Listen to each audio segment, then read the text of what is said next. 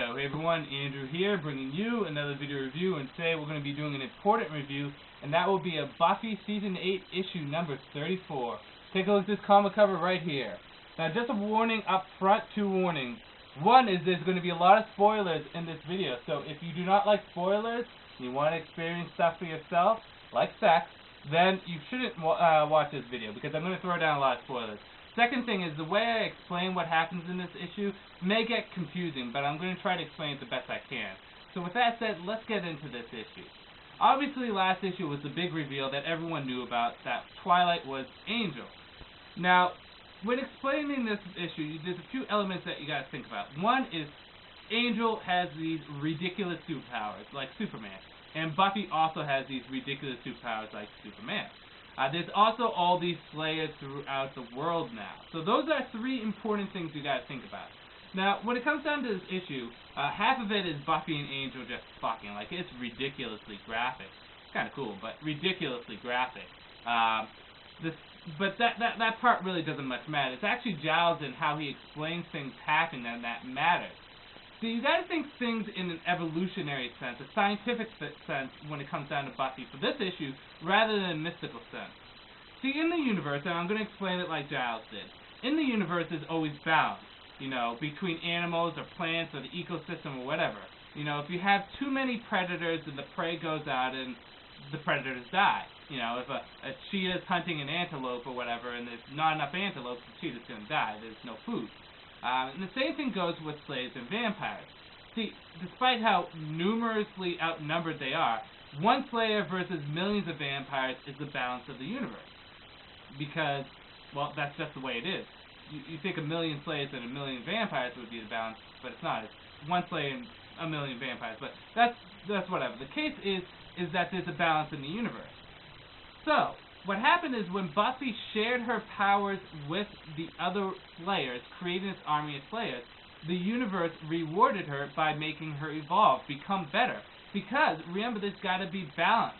So, because she evolved, the Slayers kind of took a position of the new humans. So, you got to think of it this way. Every generation there was one Slayer. There was vampires and there were humans. The Slayer and vampires were kind of equal strength-wise, and the humans were obviously lower. Now there's millions of Slayers, one super strong Slayer, and humans.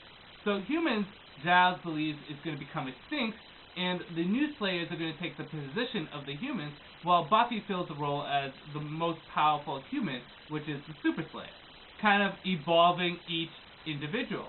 At the same time, the predator's got to evolve, or the prey's got to evolve.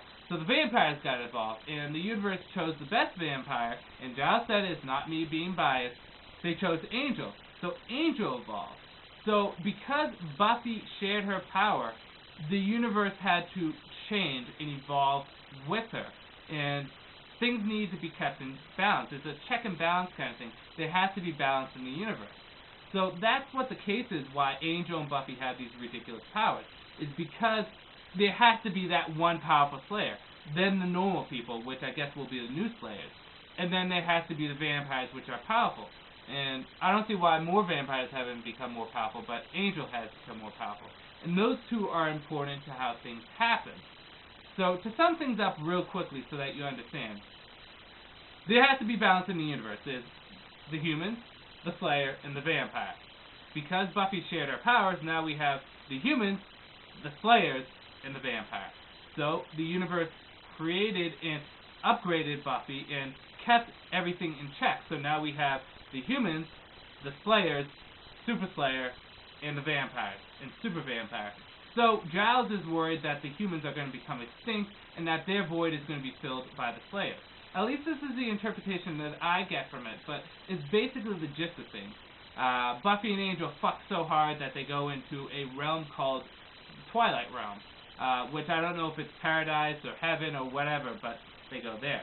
Obviously, things will be explained later in the future issues, and it really kind of solidifies the fact that Angel's really not evil. Angel probably evolved more than Buffy did, whether it's because he's the first vampire with a soul or the change through prophecy, or it's because he's just kick-ass as Angel. However, he evolved first, knowing what's going to happen to Buffy, and knowing what's happening to the slaves and everything else, he went in as Twilight to keep the body count down, to control things, to allow Buffy to evolve. Angel is, just like Buffy, a puppet in the scheme of evolution. Again, this is just my interpretation of it, but this is basically what the issue says. On the whole, I thought the issue was good.